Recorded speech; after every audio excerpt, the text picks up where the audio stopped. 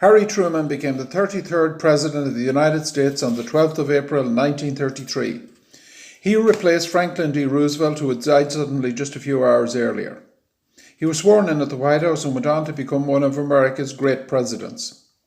He had met Roosevelt only on a couple of occasions in the previous couple of months as Vice President and was kept out of the loop in regard to the atomic bomb and other important issues. 3 weeks later, after Truman became president, Hitler committed suicide, so the war with Germany was virtually over. Just to take a brief overview of his achievements. In 1948, Truman oversaw the Marshall Plan, which invested billions of dollars in Germany and Europe in order to block Soviet expansion plans. After the war, Britain was bankrupt, so no longer able to keep its commitment in regard to a Jewish state in Palestine. It handed over responsibility to the newly created United Nations, which in turn relied on the US for support. In 1947, the UN recommended a two-state solution in Palestine, one for Jews and a larger one for Arabs. In 1948, the US became the first country to recognize the State of Israel. In the Korean War in Asia, Truman strengthened the presidency by sacking General Douglas MacArthur. MacArthur had demanded the use of nuclear weapons to defeat China. At home, he led the successful conversion of a war-orientated economy to a peacetime situation where 5 million ex-soldiers found jobs in a growing economy. In 1946, he set out the Truman Doctrine, which influenced United States foreign policy for the next half a century. He also combined the Army, Navy and Air Force in the new Defense Department in 1949. The Pentagon, the CIA and the National Security Council developed as part of this new structure. In regard to foreign policy, on becoming president, Truman quickly learned of the existence of the atomic bomb. However, it had not yet been tested.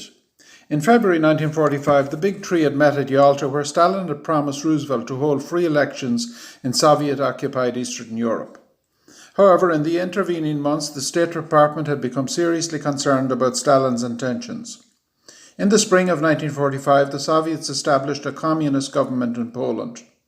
Roosevelt had made promises at Yalta based on the Soviets' participation in the war against Japan, but after the successful test of the atomic bomb in mid-July, Soviet help was no longer needed. Truman became more confident and assertive at Potsdam in late July 1945 as he became more aware of the atomic bomb positive results, and the war could be won without Soviet help. However, Potsdam failed to resolve many of the post-war issues, such as the future of Germany, the boundaries of Poland, and the final status of Eastern European states. Truman hoped that the atomic bomb could bring the war to a swift end and also restrain the Soviets in Eastern Europe and Asia. On the 26th of July, the Big Three issued the Potsdam Declaration, calling for the unconditional surrender of Japan. The Japanese War Cabinet found such terms totally unacceptable as they regarded their empire as divine. There was little response from Japan over the next week. On the 3rd of August 1945, Truman approved the use of the atomic bomb, and 3 days later, on the 6th of August, the first bomb was dropped on Hiroshima, and 3 days later, Nagasaki was bombed. About 250,000 people lost their lives over the next 5 years. The decision regarding the atomic bomb remains controversial to this day. Stalin seen the atomic bombs as a threat to the Soviet Union. General MacArthur and Eisenhower claimed later that they were against the use of the atomic bomb as Japan was already defeated. Truman later wrote that he believed 500,000 soldiers and civilians would have died in a conventional war which would have gone on for at least another year. The Soviet Union invaded Manchuria on the 9th of August, the day Nagasaki was bombed. It was a possible factor in the Japanese surrender. Stalin also wanted to increase Soviet claims in Asia in the post-war situation. The Japanese cabinet were reluctant to surrender but were overruled by their emperor on the 14th of August 1945. The Second World War was finally over. In regard to Europe, Truman quickly came to realise that there would be a lot of future tension in Europe between the United States and the USSR. In February 1946, George Kennan, head of the US Embassy in Moscow, wrote the Long Telegram. It was a 5,300-word report which outlined Soviet intentions to spread communism worldwide and the need for the United States to fight against it.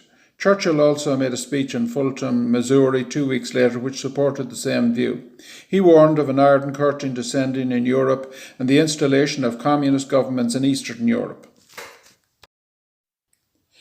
Truman had problems in 1946, both internationally and internally. Truman came to distrust Stalin as the year went on. The Democratic Party was also divided between hardliners and those who favoured a more moderate approach. Truman sacked his Commerce Secretary Henry Wallace for expressing pro-Soviet views.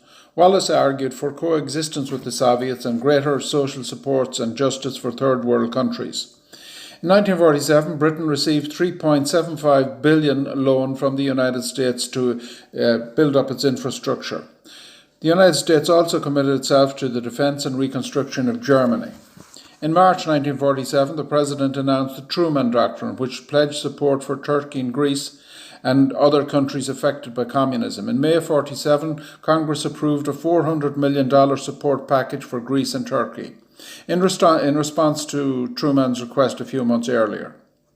In July 1947, the Marshall Plan was announced, which invested billions of dollars in Europe to rebuild its economy and contain the spread of communism. By 1948, Germany had become the focal point of attention between the two great powers. At Yalta in February, it was agreed that Germany would be divided into 4 separate zones controlled by the US, Britain, France and the USSR. However, by 1948, the former 3 decided to create one state with its own constitution known as West Germany, leaving the Soviets in control of their own zone, later called East Germany. Berlin, as the capital of East Germany, was also divided into 4 zones, and the Soviets responded to the creation of West Germany by blocking road access to Berlin. The US, Britain and France came together in what became known as the Berlin Airlift, a massive humanitarian effort over 12 months which supplied the city with food and other essential supplies. Thousands of tons of food and other supplies were flown into Berlin on a daily basis. It was one of the United States' most successful peacetime operations. Stalin was left with no option but to call off the blockade. He had made a major speech actually in February 1948 where he foreseen a clash between capitalism and communism. The following year, in 1949, NATO was established. The North Atlantic Treaty Organization was a powerful combination of 12 countries originally, which included Canada, which dedicated themselves to mutual self-defense against Soviet aggression. In 1949, the Soviets also tested their first atomic bomb. Following year 1950, Truman responded by the development of the much more powerful hydrogen bomb. These developments were subsequently seen as the birth of what became known as the Cold War. In regard to Asia, China had become involved in a civil war between nationalists and communists. Eventually, Mao's Communist Party won and China became a communist state. In October 1949, Mao declared the People's Republic of China. Its southern neighbour, North Korea, had also become communist. On June the 25th, 1950, with the support of both the Soviet Union and China, the North Korean army crossed the 30th parallel and invaded South Korea in an attempt to create a unified Korean communist state. Truman ordered General Douglas Mcarthur, who had been stationed in Japan, to intervene. In September 1950, MacArthur launched a vicious and effective counterattack from the south. He drove the North Koreans across the 38th border and continued his campaign northwards. He assured the President the Chinese would not intervene. However, his judgment was flawed in this regard. This approach caused China to directly enter the war in November and forced MacArthur back into the south. By the spring of 1951, a stalemate along the 38th parallel had occurred. MacArthur publicly argued for the use of atomic force and was sacked by the President.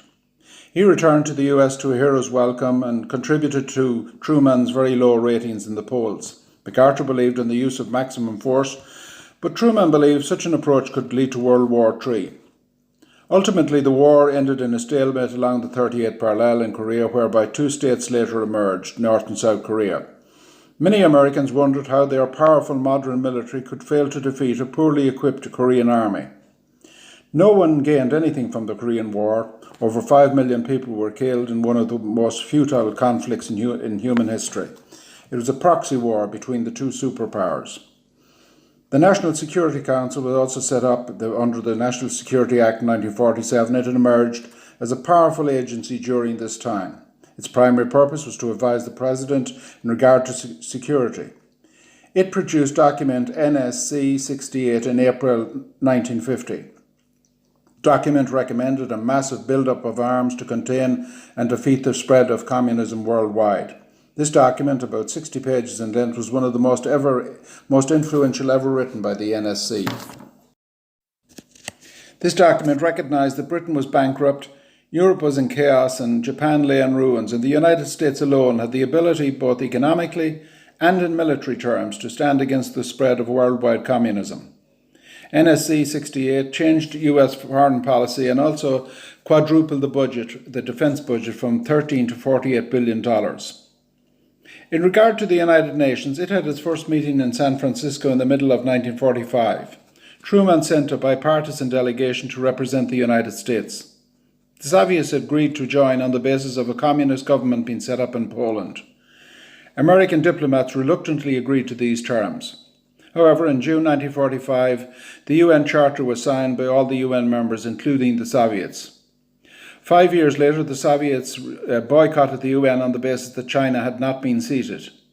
This in turn allowed the UN to condemn the invasion of South Korea and authorise the Korean War. The United States supplied most of the troops and military supplies in Korea. In regard to domestic policy, Truman was also quite successful in domestic policy. Over 5 million military personnel found work in a powerful growing economy between 1945 and 1953. However, there were also setbacks. The removal of price controls after the war led to inflation, which in turn caused labour unions to demand increased wages. A railway strike in May 1946 almost paralysed the entire country. Truman threatened to draft strikers into the army, but the strike was settled before that proved necessary. However, the threat cost him union support, and the Republican Party won the 1946 midterm elections.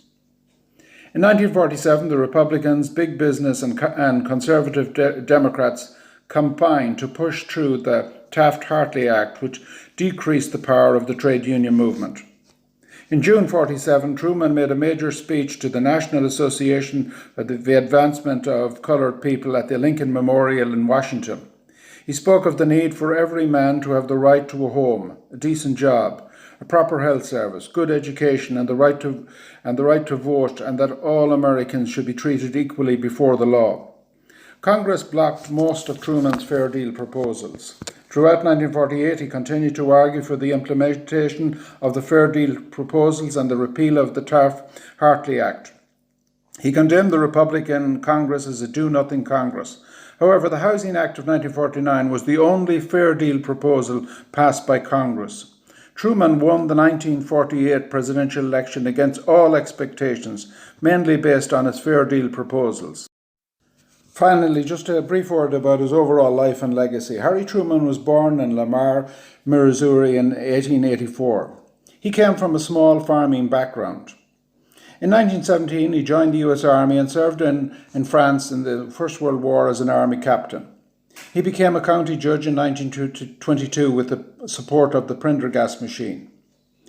12 years later, in 1934, he was elected to the US Senate and became Vice President to Franklin D Roosevelt in 1944. He married Elizabeth Wallace in June 1919 and they had one daughter. He died in 1972 at the age of 88. And leaving office, his popularity rating was very low at 22%, but his reputation has since improved and historians now rank him as one of the great American presidents.